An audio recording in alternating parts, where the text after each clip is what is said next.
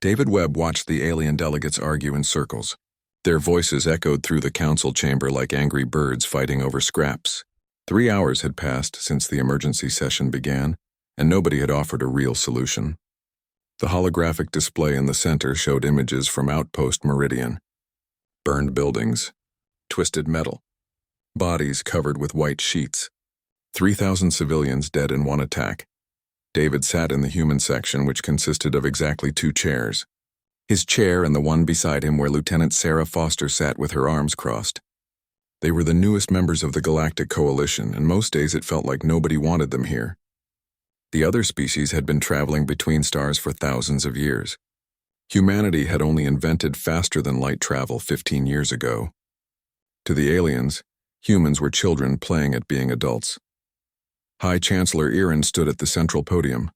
She was Vorn, which meant she looked like a tall, thin person covered in golden scales.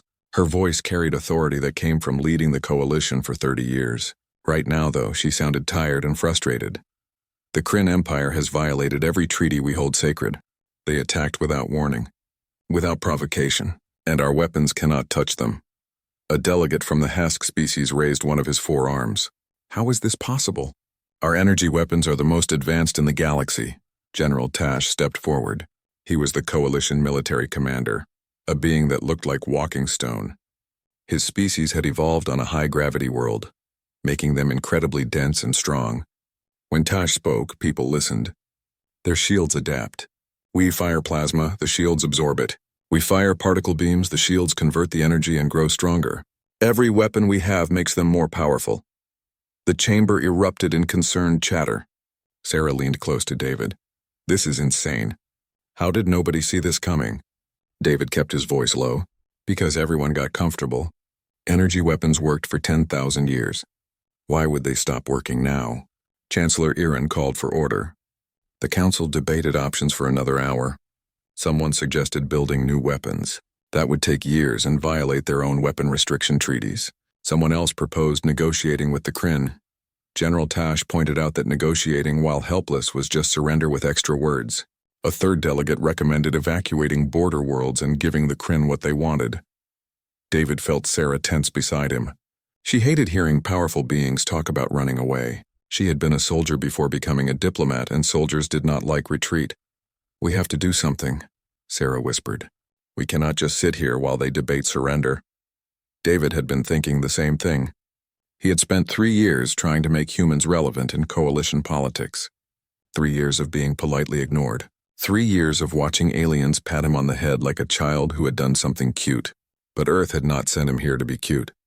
They sent him to prove humanity deserved respect. He stood up. The chamber fell silent. 200 alien faces turned toward him. Some looked curious. Most looked annoyed that the human had interrupted important business. Chancellor Erin tilted her head. Does the human delegation wish to speak? David took a breath. Yes, Chancellor. Earth offers a solution to your shield problem. Murmurs rippled through the chamber. General Tash looked skeptical. We welcome any ideas, Ambassador Webb. What does Earth propose? We propose using kinetic weapons. Silence. Then a Hask delegate spoke. Kinetic? Do you mean physical projectiles? Like throwing rocks? Exactly like throwing rocks. Also arrows, bullets, artillery shells, and siege weapons. The chamber erupted in laughter. Not polite chuckling, but genuine laughter. David felt his face grow warm, but he kept standing. Sarah stood beside him, her expression hard as iron. Chancellor Erin raised a hand for silence. Ambassador Webb, surely you jest. Kinetic weapons have been obsolete for millennia. Are you suggesting we fight the Kryn Empire with bows and arrows? Sarah spoke before David could answer. Yes, Chancellor. That is exactly what we suggest. Energy shields are designed to absorb and disperse energy. They do nothing against solid matter. A crossbow bolt will pass through their shields like they are not even there. More laughter. A delegate from the Prax species, who looked like a floating jellyfish, spoke in a condescending tone. How primitive. Tell me, do humans also fight with sticks and stones? When necessary, yes, Sarah said coldly. And we win. General Tash held up a hand. I appreciate the creativity, Ambassador Webb. But the coalition military cannot be seen using ancient weapons. It would make us look weak and desperate.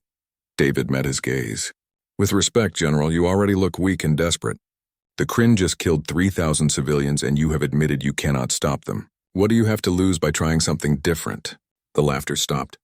Now the delegates looked offended instead of amused. David had crossed a line, but he did not care anymore. He was tired of being dismissed. Tired of watching aliens pretend humanity had nothing to offer. Chancellor Erin studied him for a long moment. Her golden scales seemed to shimmer in the light. Finally, she spoke. Very well, Ambassador Webb. You have 48 hours to present a formal tactical proposal. If it has merit, the Council will consider it. If not, please do not waste our time again. David bowed slightly. Thank you, Chancellor. We will not disappoint you. The session ended. Delegates filed out, still chuckling and whispering. David heard the words primitive and embarrassing more than once. He and Sarah made their way to the exit. In the corridor, Sarah rounded on him. Do you realize what you just did?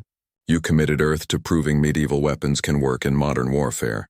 If we fail, humanity becomes a joke for the next century. David nodded. I know. But if we succeed, humanity becomes the species that saved the Coalition when nobody else could. We need this, Sarah. We need to show them we belong here. Sarah was quiet for a moment. Then she smiled. All right. Let us call home and tell them to send the biggest trebuchet they have. They contacted Earth Command from their quarters. The response came faster than expected. Admiral Peterson appeared on the screen, her gray hair pulled back in a tight bun. Her expression was somewhere between excited and terrified. You want us to deploy Project Anvil? You understand that program was created as a joke by engineering students. It stopped being a joke when we actually built everything, David said. How fast can you get here? 40 hours if we push the engines. But David, you need to understand what you are asking. You want us to show up at the galactic capital with catapults and crossbows. If this goes wrong, Earth will be laughed at for generations. Then we better make sure it goes right, David said. Send everything. I want trebuchets, ballistas, siege towers, the works. And Admiral, send your best soldiers. We are about to teach the galaxy that old does not mean useless. Admiral Peterson smiled grimly. Understood. ECV Normandy will depart within the hour. Try not to start any wars before we get there. The screen went dark. David and Sarah looked at each other. There was no going back now.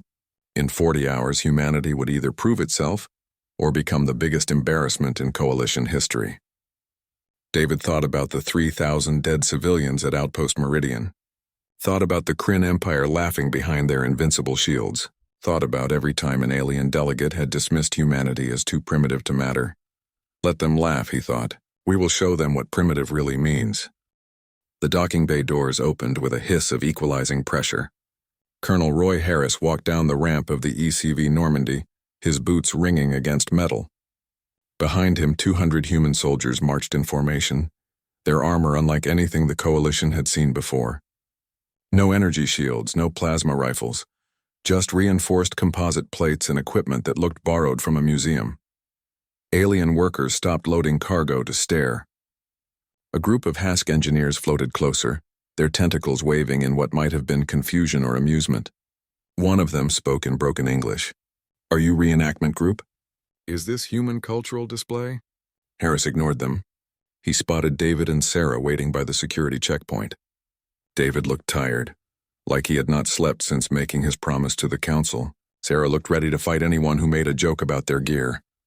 Ambassador, Lieutenant, Harris said, saluting. The Normandy reporting as ordered. We brought everything from the archive. David returned the salute. Thank you for coming so quickly, Colonel. I hope the trip was uneventful.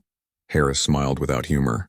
Half the crew thinks we are about to embarrass ourselves in front of the entire galaxy.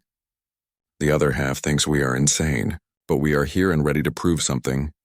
More like prove everything, Sarah muttered. The demonstration is in 6 hours. Can you be ready? Harris nodded. We practice the setup every day during transit. My engineers can have the testing range prepared in 3 hours, 4 if the aliens keep asking stupid questions. They made their way to the station's testing arena, a massive chamber designed for weapons trials. Alien observers had already gathered in the viewing galleries, hundreds of them, chattering like this was entertainment. David recognized delegates from the Council, military officers, scientists, and journalists. Everyone wanted to see the humans make fools of themselves. Human soldiers unloaded equipment from cargo containers. The aliens watched with obvious confusion. A crossbow, a longbow, a ballista that required 6 people to assemble, a trebuchet that stood 3 stories tall once erected, crates of arrows, bolts, and metal projectiles, and finally several modern rifles and a compact artillery piece. A Vorn scientist approached David. "Ambassador Webb, is this a joke? These weapons are older than our civilization." "Sometimes old means effective," David replied. "You will see." 6 hours later, the arena was packed. Chancellor Erin sat in the central observation box with General Tash. Every seat in the viewing galleries was filled. David stood at the control podium, his hands sweating despite the climate-controlled air. This was it. Everything humanity had worked for in the coalition came down to the next 30 minutes. He activated the microphone. "Chancellor, council members, honored guests. Earth thanks you for this opportunity.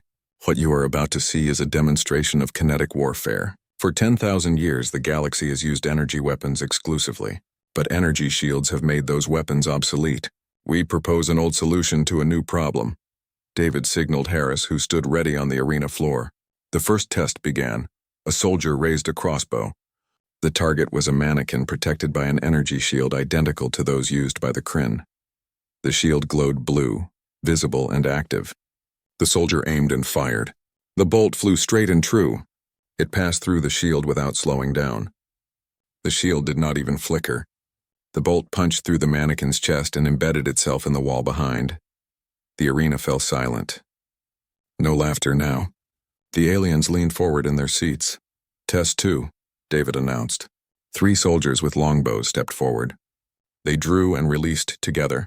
3 arrows pierced the shield and struck 3 different mannequins. Perfect accuracy. Complete penetration. General Tash stood up. He walked closer to the protective barrier separating the viewing area from the testing zone.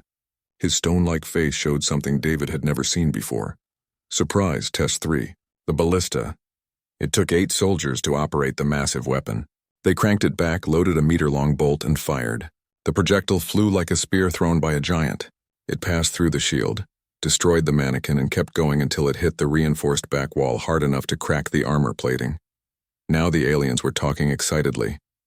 Scientists pulled out tablets and started taking notes. Military officers huddled together, arguing in hushed voices. "Test 4, David said, his confidence growing. The trebuchet, the massive siege weapon, dominated one corner of the arena. Engineers released the counterweight. The arm swung up with terrifying speed.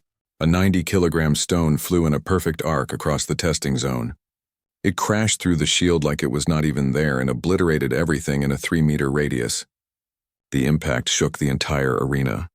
Chancellor Erin was standing now, her golden scales reflecting the emergency lighting that had activated from the impact. "How is this possible?" she asked, not using the microphone, but her voice carried anyway. David answered. "Energy shields work by absorbing energy and dispersing it across the shield's surface. They are incredibly effective against lasers, plasma, particle beams, anything that uses energy. But solid matter is not energy. A rock is just a rock. The shield has nothing to absorb, nothing to disperse. The projectile passes through like the shield is not even there." Test 5. Modern firearms. Soldiers demonstrated rifles with various ammunition types. Standard bullets. Armor-piercing rounds. Explosive tips. Every single one passed through the shields and destroyed their targets. A Hask military officer spoke up. "But kinetic weapons have limited range. Our energy weapons can strike targets thousands of kilometers away." Sarah stepped forward. "Colonel Harris, what is the maximum effective range of the trebuchet we just demonstrated?" Harris checked his tablet. "In planetary gravity, approximately 300 meters with standard ammunition. In low gravity or vacuum, the projectile will travel until it hits something, and with chemical propellants, our artillery has significantly greater range." "That brings us to Test 6, David said. Artillery. The compact howitzer looked small compared to the medieval weapons, but everyone in the arena recognized the danger. Harris signaled for the viewing galleries to activate additional shielding. Then he gave the order to fire. The explosion was deafening even through the protective barriers. The shell passed through 3 separate energy shields and detonated against the far wall. When the smoke cleared, the entire test section had been reduced to rubble. Alarms wailed. Emergency systems activated to vent the smoke. The arena was completely silent except for the alarms. Then Chancellor Erin spoke. "Turn those off." The alarm stopped. She looked at David. Ambassador Webb, I owe you an apology. The Council owes you an apology. We dismissed your proposal as primitive nonsense. We were wrong. General Tash walked onto the arena floor, ignoring protocol. He picked up one of the crossbow bolts and examined it. We abandoned kinetic weapons 5,000 years ago.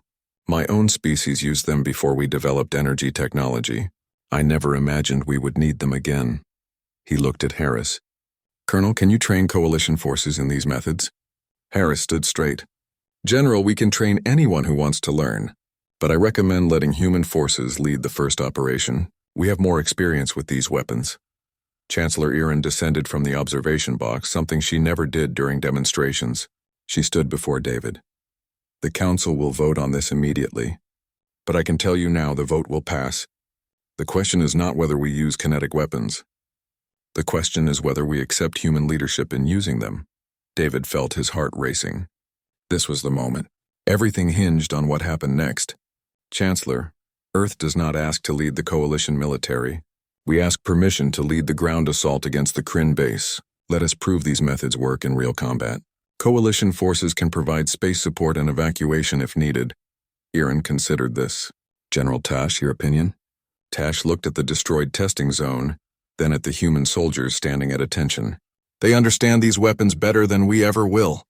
They have been using them for their entire history while we forgot them millennia ago. I recommend we accept their proposal. The Council voted 30 minutes later.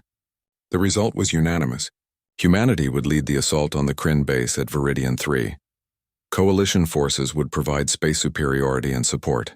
It was the first time in Coalition history that a species had commanded a military operation within 3 years of joining.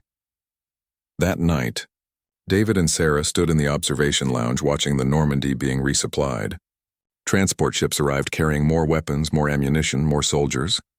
Earth was sending everything they had. Sarah spoke quietly. We did it. We actually convinced them. David shook his head. We convinced them to let us try. Now we have to actually win. If we fail at Viridian 3, humanity will be a joke for the next century.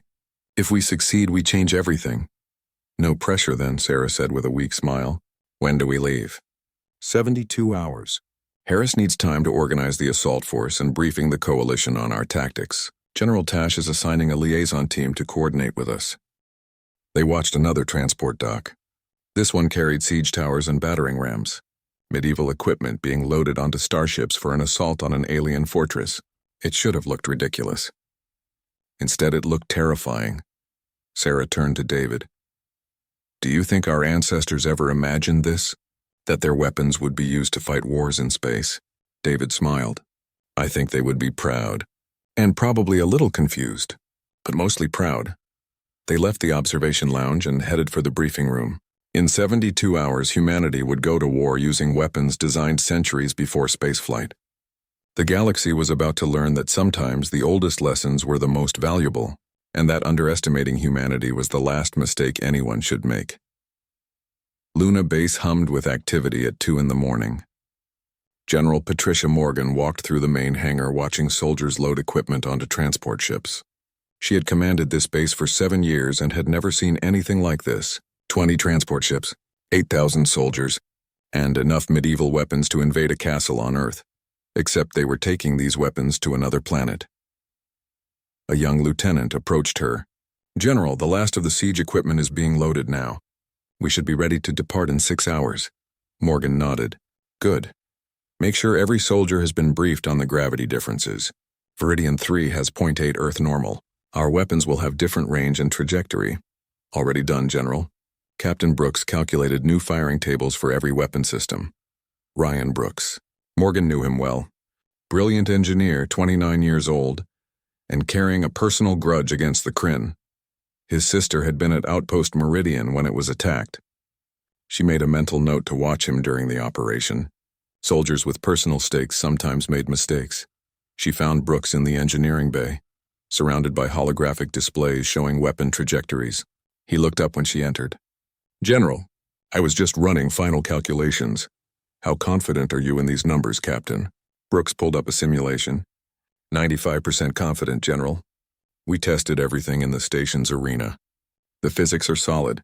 Lower gravity means our trebuchets will throw projectiles 20% farther than on Earth. Our arrows will fly straighter because of thinner atmosphere. If anything, our weapons will perform better than expected. And the Kryn defenses? Brooks changed the display to show the enemy base.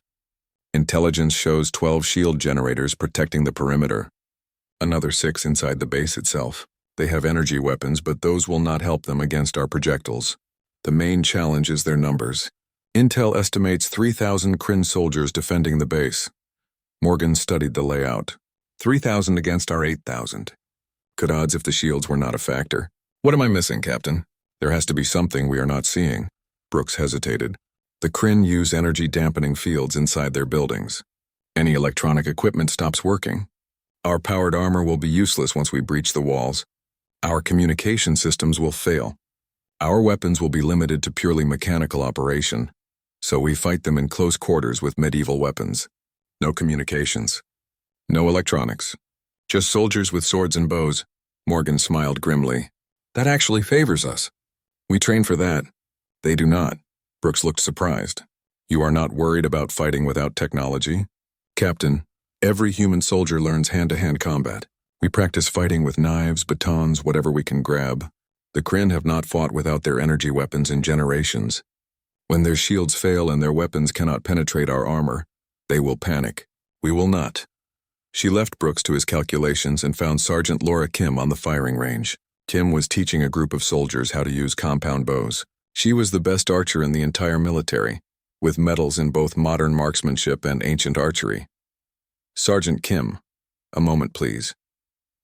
Kim handed her bow to another soldier and approached.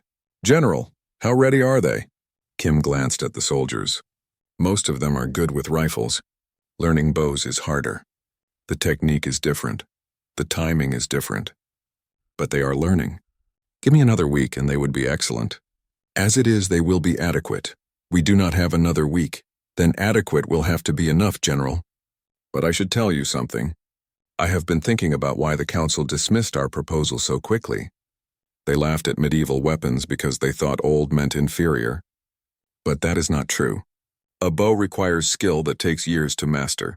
A sword requires understanding of balance and leverage. These weapons are not primitive. They are elegant. Morgan considered this.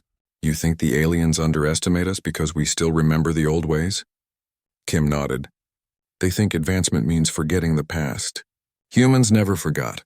We put swords in museums, but we still teach our children how they work. We write books about siege warfare. We practice archery for sport. The coalition species moved forward but left their history behind. We carried ours with us. That is a good observation, Sergeant. Make sure you share it with your soldiers. They need to understand this is not about being primitive. This is about being complete warriors who can fight at any technological level. 6 hours later, the fleet departed Luna Base. 20 ships carrying humanity's hope of proving itself. Morgan stood on the bridge of the lead transport watching Earth shrink behind them.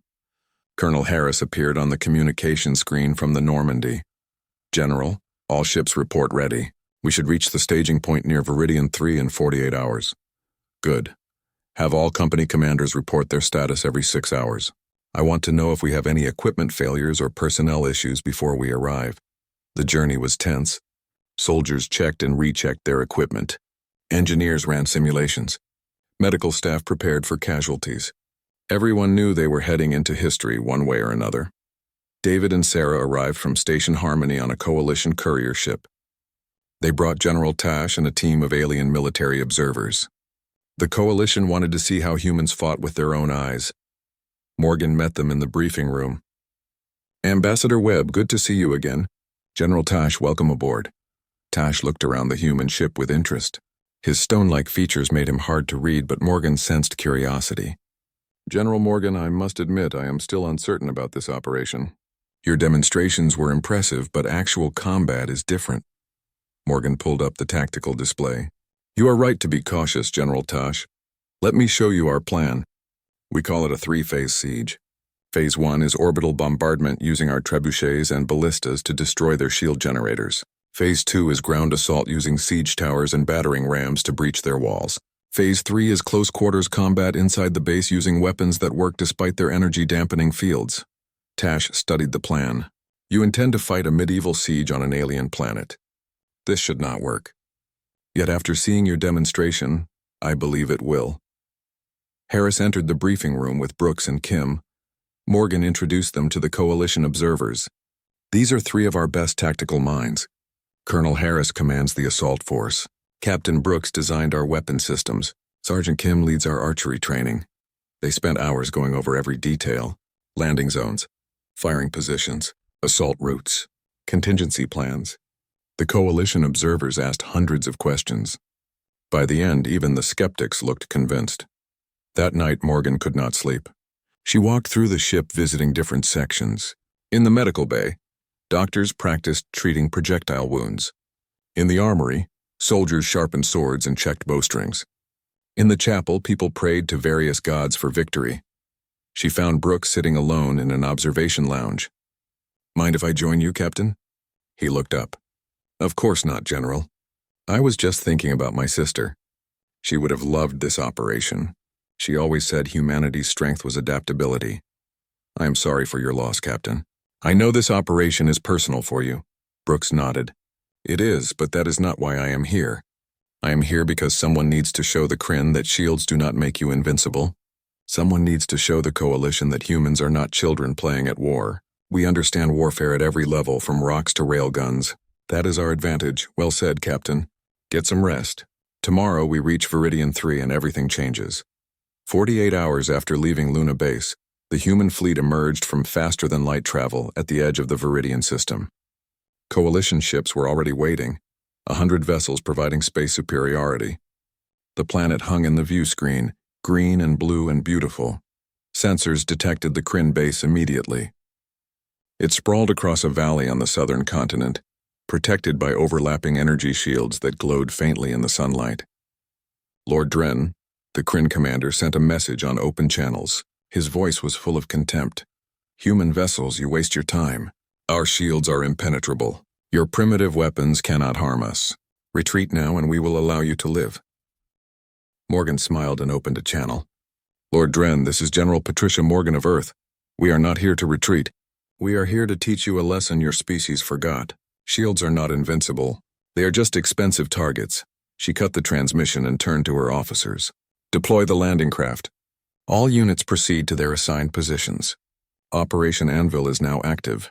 Transport ships descended through the atmosphere. The Kryn tried to shoot them down, but Coalition ships blocked their fire. Within 2 hours, human forces had established positions on the hills surrounding the valley. 8,000 soldiers dug in and began assembling their weapons. The Kryn watched from their base with confusion. Why were the humans building wooden structures? What were those massive frames being erected on the hilltops? Their scanners detected no energy signatures, no weapon systems, nothing that seemed dangerous. By nightfall, 12 trebuchets stood ready on the surrounding hills. Ammunition was stacked beside each one. Spotters had calculated firing solutions. Everything was prepared. Harris contacted Morgan. "General, all positions report ready. We can commence bombardment on your order." Morgan looked at the Kryn base through magnification. 3,000 soldiers down there thought they were safe behind their shields. They were about to learn otherwise. She opened the fleet-wide channel so every human and every Coalition observer could hear. "All units, this is General Morgan. For 3,000 years, humanity fought wars with swords and arrows and siege weapons. We built castles and learned how to tear them down. We never forgot those lessons. Today we teach them to the galaxy. Show them what humans can do. Commence operation." 12 trebuchets released their counterweights. 12 massive projectiles flew through the alien sky. The Kryn activated their shields and waited for the impacts to be absorbed. Instead, the projectiles passed through the shields like they were not there and crashed into buildings and generators with devastating force. Explosions lit up the valley. Alarms began to wail. The siege of Viridian 3 had begun. Lord Dren grabbed the console as another explosion shook his command center. Impossible. The shields should have stopped those projectiles. They were just rocks, just primitive ammunition. Yet they were tearing through his base like it had no protection at all. Reports flooded in from across the compound. Shield Generator 3 destroyed. Barracks 7 on fire. Armory collapsed. Casualties mounting. A tactical officer turned to him with fear in his eyes. "Commander, our shields are useless against kinetic weapons. We never designed them to stop solid matter." "Nobody uses solid matter anymore." "The humans do," Dren said bitterly. He had dismissed their threat completely. Ancient weapons used by a primitive species. Now those ancient weapons were destroying his fortress while his advanced technology did nothing. Return fire. Destroy their siege positions. The tactical officer worked his console. Energy beams lanced out toward the human positions on the hills. They struck barriers of solid steel and composite armor. The beams dispersed harmlessly. A few struck exposed ammunition, but the humans had separated their supplies enough that secondary explosions caused minimal damage. The bombardment from the trebuchets continued without pause. Harris watched the Kryn base through his tactical display. Every 5 minutes, all 12 trebuchets fired in sequence. Spotters called out impacts and engineers adjusted aim. The accuracy improved with each volley. They were systematically destroying every shield generator around the perimeter. Brooks approached with a tablet showing damage assessment. Colonel, we have destroyed 8 of their 12 perimeter generators. The remaining 4 are damaged. At this rate, we will have complete shield penetration in another hour. Good. What about their counterfire? Brooks smiled. Ineffective. Their energy weapons cannot penetrate our physical barriers. We have taken exactly 0 casualties. They have taken approximately 400. Harris allowed himself a moment of satisfaction. The plan was working better than expected. The Kryn had no answer to kinetic bombardment. Their entire military doctrine was based on energy shields and energy weapons. When faced with rocks and arrows, they were helpless. On the coalition command ship, General Tash watched with something like shock. He had commanded military forces for 50 years across a dozen campaigns. He had never seen anything like this. Primitive siege weapons destroying a modern fortress. It should not work, yet it was working perfectly. Chancellor Irin stood beside him. General, your assessment? Tash chose his words carefully. Chancellor, we have been fools. We advanced so far that we forgot the basics. Energy shields made us lazy. We assumed nothing could threaten us. The humans never forgot that warfare is about physics, not just technology. A rock thrown hard enough will always hurt. David and Sarah stood nearby, watching the tactical display. David felt a complicated mix of pride and concern. Pride that humanity was proving itself. Concern about what came next. Sarah seemed to read his thoughts. The bombardment is working, but they still need to assault the base. That is when casualties will happen. Down on the planet, the bombardment continued for 3 hours. By the time Harris called for ceasefire, the Kryn base was in ruins. Every perimeter shield generator was destroyed. Fires burned across the compound. The defenders were disorganized and demoralized. Dren assessed the situation with growing desperation. Half his soldiers were dead or wounded. His shields were gone. His weapons were useless against the human barriers. He had one option left: ground assault. If he could engage the humans in close combat, numbers might still matter. He ordered 3,000 soldiers to mount up in transport vehicles and attack the human positions. Kim spotted them first. Colonel Harris, enemy forces are moving out. Looks like a full assault on position 7. Harris smiled coldly. They are desperate. Good. All units prepare to receive enemy attack. Archers to the front lines. Rifle companies in support positions. Let them come. Kim moved to position 7 with her company of 300 archers. They took positions along a ridgeline overlooking the approach. The Kryn transports rolled forward, kicking up dust. Energy shields glowed around each vehicle. The Kryn probably felt safe behind those shields. They were about to learn otherwise. Wait for my signal, Kim said calmly. Let them get close. The transports came within 200 meters. Kryn soldiers dismounted and began advancing on foot. Their personal shields activated. They carried energy rifles. Everything about them screamed advanced technology. Everything except their tactics, which were predictable and linear. Kim raised her hand. Draw.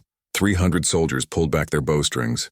The Kryn were close enough to see individual faces now. They looked confident behind their shields. Kim dropped her hand. Release. 300 arrows flew in a perfect arc. They fell like deadly rain on the advancing Kryn. The shields did nothing. Arrows passed through energy barriers and struck armor and flesh. The Kryn line staggered. Soldiers fell. The advance stopped. Again, Kim ordered. Draw and release. Another volley. More casualties. The Kryn tried to return fire, but their energy weapons could not reach the human positions effectively. The few shots that connected struck physical barriers. Meanwhile, arrows continued to fall from the sky with mechanical precision. The Kryn realized too late that they were in a kill zone with no way to fight back effectively. A Kryn officer tried to organize a retreat. Kim switched targets. She drew her own bow, aimed carefully, and released. The arrow flew 200 meters and struck the officer in the chest. He fell. The Kryn lines broke. Soldiers ran back toward their transports. Human riflemen opened fire, adding to the chaos. The assault lasted 10 minutes. The Kryn lost 800 soldiers without killing a single human. The survivors retreated to their base in disorder. Dren watched his defeated troops return and felt something he had never experienced before. Fear. Real, genuine fear that he was going to lose this battle. Harris contacted General Morgan. "Ma'am, enemy assault has been repulsed with minimal casualties on our side. Recommend we proceed to Phase 2 of the operation." Morgan approved immediately. "Proceed, Colonel. Show them what humans can do." Night fell on Viridian 3. The human positions lit up with portable lights as soldiers worked through the darkness. They were building something large. The Kryn watched through their sensors but could not identify the structures. No energy signatures. No recognizable weapon systems. Just wooden frameworks being assembled by hand. Brooks supervised the construction personally. Siege towers, 3 of them, each standing 15 meters tall when completed, armored with steel plates, equipped with ramps that would drop onto the Kryn walls. Inside each tower, 50 soldiers waited with close combat weapons. Kim approached him as dawn broke. "Captain, the towers are ready. Colonel Harris wants to move in 1 hour. Brooks checked the structural integrity one last time. They will hold." These designs are based on medieval siege towers used at Constantinople. If they worked in 1453, they will work today. Kim smiled, history repeating itself. "I wonder if the Kryn appreciate the irony. I doubt it, but they are about to get a very educational experience." Harris gave the order at dawn. 3 columns of human soldiers advanced on the Kryn base. General Tash walked through the captured Kryn base with the disbelief of someone witnessing history. Smoke still drifted from destroyed buildings. Human soldiers stood guard over Kryn prisoners who sat with their hands secured. Medieval weapons lay scattered among energy rifles and collapsed shields. The contrast was surreal. He found Colonel Harris directing cleanup operations near what had been the command center. The human officer looked tired but satisfied. Harris noticed him and saluted. "General Tash, welcome to our newest conquest." Tash returned the salute. "Colonel Harris, I must confess something. When Ambassador Webb first proposed kinetic weapons, I thought it was the most ridiculous thing I had ever heard. I was wrong. Completely, utterly wrong." Harris smiled without smugness. "You are not wrong to be skeptical, General. This should not have worked. By every standard of modern warfare, we should have failed. But warfare is not about what should work. It is about what does work." They walked together through the base. Tash observed human soldiers treating wounded Kryn with professional medical care. He saw engineers securing damaged systems.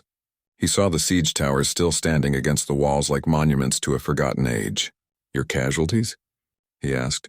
43 wounded, 7 dead, against 3,000 defenders with superior position and technology. Harris paused. The Kryn lost approximately 800 killed and another 1,200 wounded. The rest surrendered. Tash absorbed those numbers. In 8 hours, humanity had accomplished what should have been impossible. They walked past a trebuchet that had been brought down from the hills. Coalition engineers were examining it with intense curiosity. One of them, a Hask scientist, floated over. "General Tash, this weapon is fascinating. The engineering is elegant in its simplicity. No power source. No complex systems. Just physics and counterweights. Yet it can throw a projectile 300 meters with enough force to destroy modern armor." Chancellor, Erin arrived with David and Sarah. She looked around, the base with an expression that mixed. Respect with something like embarrassment. "Ambassador Webb, it appears Earth has proven its point rather dramatically." David bowed slightly. "Chancellor, we simply showed that old knowledge still has value. The coalition moved forward so quickly that it left useful tools behind. Humanity never forgot where we came from." Sarah added, "With respect, Chancellor, this victory was not about proving humanity superior. It was about showing that different perspectives have value. You have technology we are still learning. We have historical knowledge you forgot. Together we are stronger." Erin nodded slowly. "Well said, Colonel Foster. The Council will want to discuss this operation in detail. I suspect coalition military doctrine is about to change significantly." She looked at Harris. Colonel, would you be willing to train coalition forces in mixed technology warfare? Harris exchanged glances with David. That would be Earth's honor, Chancellor. We have much to teach and much to learn. They brought Lord Dren out under guard. The Kryn commander looked defeated in ways that went beyond military loss. His entire worldview had been shattered. He had believed his shields made him invincible. He had dismissed humanity as primitive. Now he was a prisoner of those primitives, captured using weapons his ancestors had abandoned thousands of years ago. Irin addressed him formally. Lord Dren, you are charged with war crimes against coalition civilians. You will be transported to Station Harmony to stand trial. Do you have anything to say? Dren looked at the humans standing around him, at their medieval weapons mixed with modern rifles, at the siege towers that had breached his walls. When he spoke, his voice was quiet. I underestimated you. We all did. The entire Kryn Empire thought energy shields had made us invincible. We forgot that warfare adapts. You reminded us of that lesson in the most brutal way possible. Harris stepped forward. Lord Dren, I want you to understand something. We did not win this battle because we are better than you. We won because we remembered what you forgot. Every tool has value. Every era of warfare teaches lessons. Your species chose to move forward and leave the past behind. Humanity chose to carry our past with us. That is the only difference. Guards led Dren away. Irin watched him go with a thoughtful expression. Your Colonel Harris is wise beyond his years, Ambassador Webb. That lesson applies to more than just warfare. News of the victory spread across coalition space faster than light travel. Within hours, every species in the galaxy knew that humanity had captured a Kryn fortress using medieval siege weapons. The reaction was mixed. Some species laughed at the Kryn for being defeated by primitives. Others recognized the deeper implications. Coalition military academies immediately requested human advisors. Defense contractors wanted to study kinetic weapons. Political analysts debated what this meant for humanity's role in galactic affairs. Back on Station Harmony 3 days later, the full council convened for an emergency session. But this time the atmosphere was completely different. When David entered the chamber, delegates stood and applauded. Species that had ignored humanity for 3 years now wanted to shake his hand and congratulate him. It was overwhelming and slightly uncomfortable. Chancellor Irin called the session to order. Honored council members, we gathered to discuss the implications of the Viridian 3 operation. Thanks to human intervention, the Kryn Empire has sued for peace. 3 additional Kryn bases surrendered without fighting. Once they learned what happened, the war is over. Applause filled the chamber. Irin continued. But more importantly, humanity has revealed a critical flaw in our military doctrine. We became so dependent on energy weapons and shields that we left ourselves vulnerable to kinetic attacks. This cannot stand. I propose the coalition adopt mixed technology warfare as standard doctrine. Energy weapons for space combat. Kinetic weapons for situations where shields are present. All coalition forces should train in both methods. The Vorn delegate raised a hand. Chancellor, does this mean every coalition vessel will carry trebuchets and crossbows? Laughter rippled through the chamber, but it was friendly now, not mocking. Irin smiled. Perhaps not exactly those weapons, delegate. But yes, kinetic weapons should be standard equipment. Earth has offered to establish a training program. I recommend we accept. The vote was unanimous. David felt Sarah squeeze his shoulder. We did it, she whispered. We actually changed the entire coalition military. But Irin was not finished. There is one more matter. Earth has been a probationary member of the coalition for 3 years. Normally, full membership requires 10 years of demonstrated commitment and capability. However, given recent events, I move that we grant Earth full coalition membership immediately, with all rights and privileges. The chamber erupted in discussion. Species that had dismissed humanity now argued that humans deserved recognition. A few delegates objected on procedural grounds, but their protests were drowned out. The vote came quickly. 203 species voted yes, 5 abstained. 0 voted no. David stood as the results were announced. His voice shook slightly when he spoke. On behalf of Earth and all humanity, I accept this honor.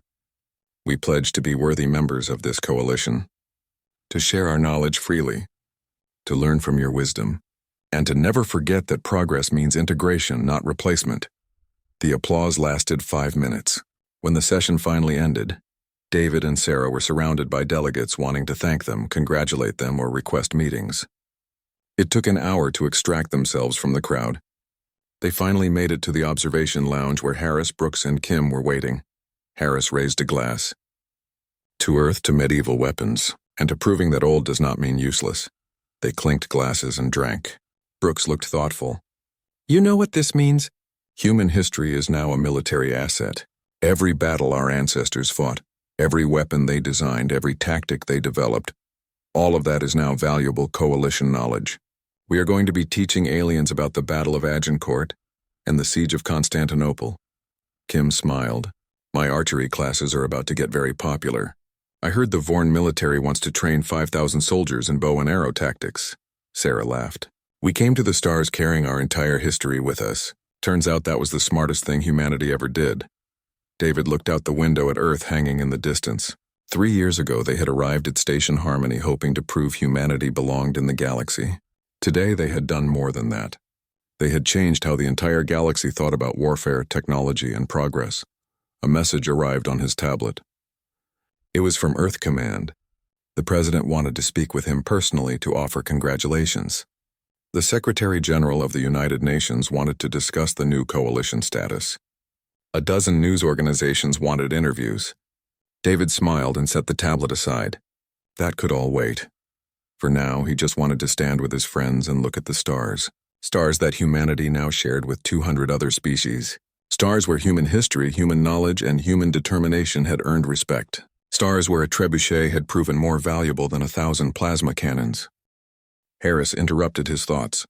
Ambassador, I just received word. The Kryn Empire has formally requested human military advisors to help redesign their defense systems. They want to learn from us. The species that attacked Outpost Meridian now wants to learn from humanity. David considered this. It felt like justice in a way. Not revenge, but something better. Education, understanding. Moving forward while respecting the past. Tell them we accept, Colonel. Send them our best teachers. Brooks raised his glass again. To remembering where we came from. To teaching the galaxy what we know, and to proving that humanity has earned its place among the stars. They drank together. 5 humans who had changed the galaxy by refusing to forget their past. Outside the window, coalition ships patrolled the space lanes. Some of them now carried kinetic weapons alongside their energy cannons, a perfect symbol of what humanity had taught the galaxy. Progress was not about abandoning the old for the new. It was about integrating everything you had learned across all of history. That wisdom was humanity's gift to the stars, and the stars would never forget it. 1 year later, David stood on the observation platform of the new Galactic Warfare Institute on Luna. The facility sprawled across 5 square kilometers of the moon's surface, a joint project between Earth and the Coalition. Through the dome above, he could see transport ships arriving and departing constantly. Each one carried students from different worlds, all coming to learn from humanity. Sarah joined him with 2 cups of coffee. Things have changed quite a bit, she observed. David took the coffee gratefully. That is an understatement. A year ago, we were begging the Council to take us seriously. Now we run the premier military training facility in Coalition space. Below them, the training grounds were busy. Foreign soldiers practiced with longbows under Kim's supervision. Hask engineers studied trebuchet mechanics with Brooks teaching them the physics. Prax commanders learned siege tactics from human instructors who quoted Sun Tzu and Clausewitz. It was surreal watching aliens from across the galaxy master weapons that humanity had used thousands of years ago. Chancellor Irin arrived for the annual inspection, accompanied by General Tash. They had become regular visitors to the Institute, always interested in the latest developments. David and Sarah met them at the main entrance. Chancellor General, welcome back. David gestured toward the training grounds. We have some impressive developments to show you. They toured the facility together. In the ballistics lab, scientists from 12 species collaborated on improving kinetic weapon designs. They had created hybrid systems that combined medieval engineering with modern materials. A trebuchet that used carbon fiber instead of wood. Arrows with computer-calculated aerodynamics. Ancient wisdom enhanced by modern science. Tash examined a display showing weapon effectiveness statistics. Remarkable. Coalition forces equipped with kinetic weapons have achieved 40% better success rates against shielded targets, compared to our old energy-only doctrine. Your methods have saved thousands of lives. Harris approached from the Tactical Training Center. General Tash, Chancellor Irin, good to see you. We just finished exercises with the latest class. Would you like to observe the graduation demonstration? They gathered in the main arena, the same kind of testing facility where David had first demonstrated kinetic weapons a year ago. This time the demonstrators were not humans, but a mixed unit of coalition soldiers from 15 different species. They performed flawlessly. Vorn archers hit targets at 300 meters. Hask engineers assembled a ballista in record time. Prak soldiers breached a fortified position using tactics from medieval siege warfare. Yurin watched with obvious pride. 1 year ago, I would have called this impossible. Now I watch species from across the galaxy mastering human historical warfare. You have given the Coalition more than weapons, Ambassador Webb. You have given us perspective. After the demonstration, they convened in the conference room. Brooks presented the latest research findings. Chancellor, we have been studying why energy shields failed against kinetic weapons. The physics are fascinating. Energy shields work by creating a field that absorbs and disperses incoming energy across the shield's surface. But solid matter has mass and momentum. The shield has nothing to absorb because kinetic energy is motion, not radiation. The projectile passes through because the shield is essentially transparent to matter. A Vorn scientist spoke up. We have been developing hybrid shields that can stop both energy and kinetic attacks, but they require significantly more power and cannot be sustained as long. The efficiency trade-off means forces must choose which type of shield to activate based on the threat they face. Kim added her perspective, which means tactical flexibility becomes even more important. Commanders need to understand multiple weapon systems and multiple defense systems. They need to think like warriors from all eras, not just modern officers. That is what we teach here. Not just how to use old weapons, but how to think with a complete warrior mindset. Tash nodded approvingly. That philosophy has spread throughout coalition military. We now require all officers to study warfare history from multiple civilizations, including extensive study of Earth history, the Battle of Thermopylae, the Siege of Vienna, the D-Day invasion. All of these are now standard curriculum at coalition military academies. The group moved to the Memorial Garden, a space dedicated to those who had died at Outpost Meridian and during the Battle of Viridian III. A simple stone monument listed the names. David found himself standing before it every time he visited the Institute. These people had died because the coalition was unprepared, because everyone had grown complacent. Brooks stood beside him. My sister's name is on here. She died because the Kryn thought they were invincible, and the coalition had forgotten how to fight without energy weapons. We made sure that never happens again. David placed his hand on Brooks' shoulder. She would be proud of what you built here, Ryan. This institute is her memorial as much as this stone. That evening, the annual memorial ceremony drew attendees from across coalition space. Families of the Outpost Meridian victims, veterans from the Viridian III operation, political leaders and military officers. They gathered to remember and to celebrate the changes that had come from tragedy. David gave the keynote address. He spoke about loss and remembrance, about how civilizations advance by learning from mistakes, about the importance of carrying history forward even as you reach for the future. When he finished, the audience stood in respectful silence. Later, back in his quarters on Station Harmony, David reviewed reports from across coalition space. Trade with Earth had increased 500%. Dozens of species had requested cultural exchange programs. Human art, music, and literature were experiencing unprecedented popularity. But it was the military cooperation that had truly changed everything. A message arrived from the Kryn government. Lord Dren, who had served his sentence and been released, had written a book about the Battle of Viridian III. In it, he argued that the Kryn defeat had been the best thing to happen to his species. They had learned humility. They had learned to respect others. They had learned that technological superiority meant nothing without tactical flexibility. Sarah entered his quarters with a data pad. You need to see this. The Coalition Council just approved funding for a second warfare institute. They want to build it in the Andromeda sector, and they want humans to lead the project. David smiled. 1 year ago, we were trying to convince the Council we were not idiots. Now they want us to build military schools across the galaxy. How did this happen? We remembered our history, Sarah said simply. While everyone else was racing forward, we looked back and brought the best parts with us. That is humanity's gift to the Coalition. Not technology, not weapons. Perspective. They stood at the window looking down at Earth. The planet sparkled with city lights. Orbital platforms hummed with activity. Ships from 100 worlds docked at human stations. Humanity had truly become part of the galactic community, not as junior members but as equals with unique value to offer. David thought about the journey. 3 years of being dismissed. One desperate proposal, one demonstration, one battle. And everything had changed. Not because humans were superior, but because they had remembered what others forgot. Every era of warfare taught lessons. Every generation of warriors had wisdom to share. Humanity had carried all of that history to the stars and offered it freely.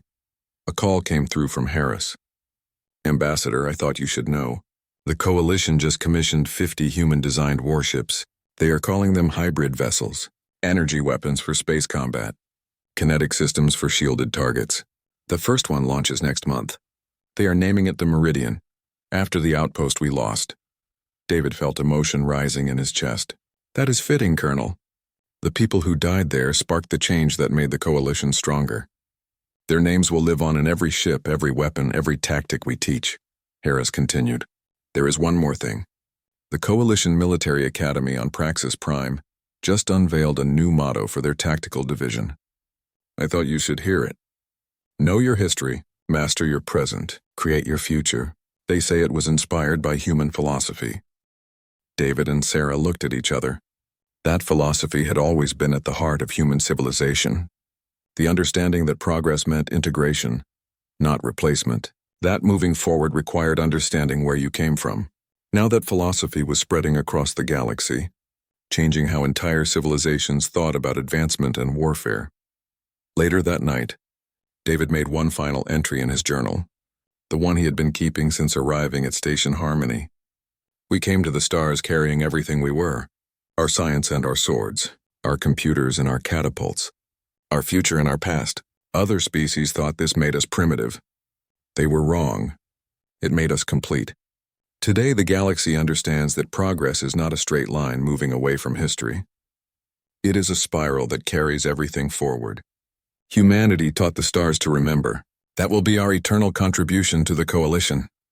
He closed the journal and looked out at the stars one more time. Somewhere out there, human instructors were teaching alien soldiers about medieval warfare. Somewhere, Coalition ships carried trebuchets alongside plasma cannons. Somewhere, a Kryn child was learning that defeat could teach better lessons than victory. The galaxy had changed because humanity had refused to forget its past. That was the real victory. Not the Battle of Viridian 3, but the philosophy that emerged from it. A philosophy that would shape Coalition thinking for generations to come. David Webb, the ambassador who had once been dismissed as representing a primitive species, had become one of the most respected voices in Coalition space.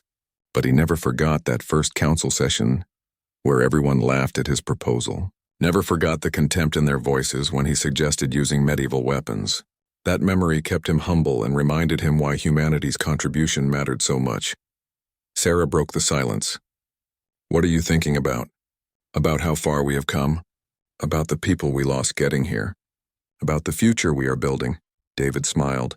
"And about how strange it is that trebuchets and crossbows became the most important weapons in modern warfare." Sarah laughed. "When my grandchildren ask what I did in the war, I will tell them I helped teach the galaxy how to use medieval siege weapons. They will never believe me. Make sure they do believe you. Make sure they understand why it mattered. Not because old weapons are better than new ones, but because remembering your history makes you stronger. That is the lesson we taught the Coalition. That is the lesson every generation needs to learn." They stood together watching Earth slowly rotate below, the planet that had given birth to humanity, the planet that had carried 10,000 years of warfare history to the stars, the planet that had proven advancement meant integration, not abandonment. Somewhere down there, children were learning about castles and catapults. Somewhere, soldiers trained with both rifles and bows. Somewhere, historians were recording this incredible moment when medieval warfare saved modern civilization. And across the galaxy, in 1,000 systems on 1,000 worlds, beings from hundreds of species were learning that progress meant carrying your past forward, not leaving it behind. That lesson, more than any weapon or technology, was humanity's true gift to the stars. A gift that would echo through the ages, shaping how civilizations thought about advancement, warfare, and their own histories. The galaxy had learned from humanity that the oldest solutions could solve the newest problems. That wisdom spanned all eras. That remembering where you came from was just as important as imagining where you were going. These truths, proven in battle at Viridian 3, had become the foundation of a new coalition philosophy. A philosophy that made everyone stronger, safer, and wiser. David Webb smiled and turned away from the window.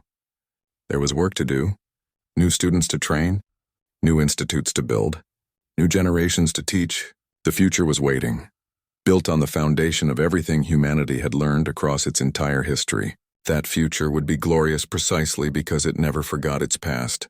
That was the human way. That was the gift humanity brought to the stars, and that gift would shine forever in the darkness of space. A light showing the path forward by illuminating everything that came before. David Webb watched the alien delegates argue in circles. Their voices echoed through the council chamber like angry birds fighting over scraps. 3 hours had passed since the emergency session began, and nobody had offered a real solution. The holographic display in the center showed images from Outpost Meridian. Burned buildings, twisted metal, bodies covered with white sheets. 3,000 civilians dead in one attack. David sat in the human section, which consisted of exactly 2 chairs. His chair and the one beside him where Lieutenant Sarah Foster sat with her arms crossed. They were the newest members of the Galactic Coalition, and most days it felt like nobody wanted them here. The other species had been traveling between stars for thousands of years. Humanity had only invented faster-than-light travel 15 years ago. To the aliens, humans were children playing at being adults. High Chancellor Iron stood at the central podium. She was Vorn, which meant she looked like a tall, thin person covered in golden scales. Her voice carried authority that came from leading the coalition for 30 years. Right now, though, she sounded tired and frustrated. The Kryn Empire has violated every treaty we hold sacred. They attacked without warning, without provocation, and our weapons cannot touch them. A delegate from the Hask species raised one of his 4 arms. How is this possible? Our energy weapons are the most advanced in the galaxy. General Tash stepped forward. He was the coalition military commander, a being that looked like walking stone. His species had evolved on a high-gravity world, making them incredibly dense and strong. When Tash spoke, people listened. Their shields adapt. We fire plasma, the shields absorb it. We fire particle beams, the shields convert the energy and grow stronger. Every weapon we have makes them more powerful. The chamber erupted in concerned chatter. Sarah leaned close to David. This is insane. How did nobody see this coming? David kept his voice low. Because everyone got comfortable. Energy weapons worked for 10,000 years. Why would they stop working now? Chancellor Iran called for order. The council debated options for another hour. Someone suggested building new weapons. That would take years and violate their own weapon restriction treaties. Someone else proposed negotiating with the Kryn. General Tash pointed out that negotiating while helpless was just surrender with extra words. A third delegate recommended evacuating border worlds and giving the Kryn what they wanted. David felt Sarah tense beside him. She hated hearing powerful beings talk about running away. She had been a soldier before becoming a diplomat, and soldiers did not like retreat. We have to do something, Sarah whispered. We cannot just sit here while they debate surrender. David had been thinking the same thing. He had spent 3 years trying to make humans relevant in coalition politics. 3 years of being politely ignored. 3 years of watching aliens pat him on the head like a child who had done something cute. But Earth had not sent him here to be cute. They sent him to prove humanity deserved respect. He stood up. The chamber fell silent. 200 alien faces turned toward him. Some looked curious. Most looked annoyed that the human had interrupted important business. Chancellor Iran tilted her head. Does the human delegation wish to speak? David took a breath. Yes, Chancellor. Earth offers a solution to your shield problem. Murmurs rippled through the chamber. General Tash looked skeptical. We welcome any ideas, Ambassador Webb. What does Earth propose? We propose using kinetic weapons, islands. Then a Hask delegate spoke. Kinetic? Do you mean physical projectiles? Like throwing rocks? Exactly like throwing rocks. Also arrows, bullets, artillery shells, and siege weapons. The chamber erupted in laughter. Not polite chuckling, but genuine laughter. David felt his face grow warm, but he kept standing. Sarah stood beside him, her expression hard as iron. Chancellor Iran raised a hand for silence. Ambassador Webb, surely you jest. Kinetic weapons have been obsolete for millennia. Are you suggesting we fight the Kryn Empire with bows and arrows? Sarah spoke before David could answer. Yes, Chancellor. That is exactly what we suggest. Energy shields are designed to absorb and disperse energy. They do nothing against solid matter.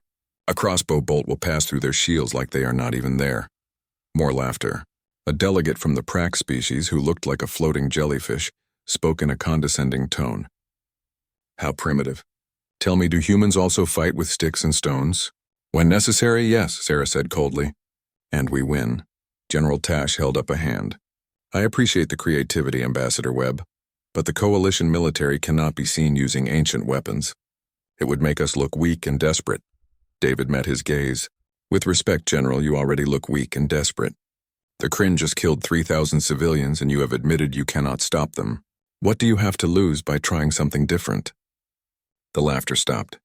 Now the delegates looked offended instead of amused. David had crossed a line, but he did not care anymore. He was tired of being dismissed. Tired of watching aliens pretend humanity had nothing to offer. Chancellor Irin studied him for a long moment. Her golden scales seemed to shimmer in the light. Finally, she spoke. Very well, Ambassador Webb. You have 48 hours to present a formal tactical proposal.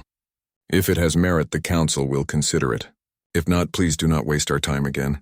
David bowed slightly. Thank you, Chancellor. We will not disappoint you. The session ended. Delegates filed out, still chuckling and whispering. David heard the words primitive and embarrassing more than once. He and Sarah made their way to the exit. In the corridor, Sarah rounded on him. Do you realize what you just did? You committed Earth to proving medieval weapons can work in modern warfare. If we fail, humanity becomes a joke for the next century. David nodded. I know. But if we succeed, humanity becomes the species that saved the coalition when nobody else could. We need this, Sarah. We need to show them we belong here. Sarah was quiet for a moment. Then she smiled. All right. Let us call home and tell them to send the biggest trebuchet they have. They contacted Earth Command from their quarters. The response came faster than expected. Admiral Peterson appeared on the screen, her gray hair pulled back in a tight bun. Her expression was somewhere between excited and terrified. You want us to deploy Project Anvil? You understand that program was created as a joke by engineering students?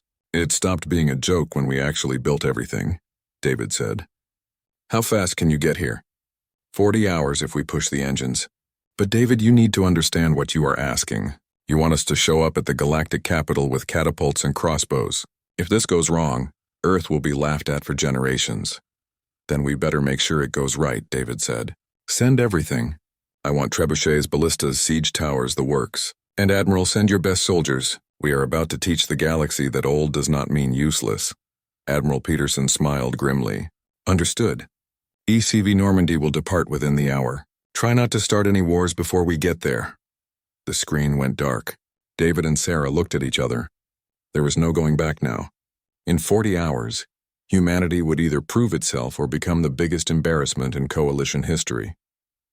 David thought about the 3,000 dead civilians at Outpost Meridian, thought about the Kryn Empire laughing behind their invincible shields, thought about every time an alien delegate had dismissed humanity as too primitive to matter.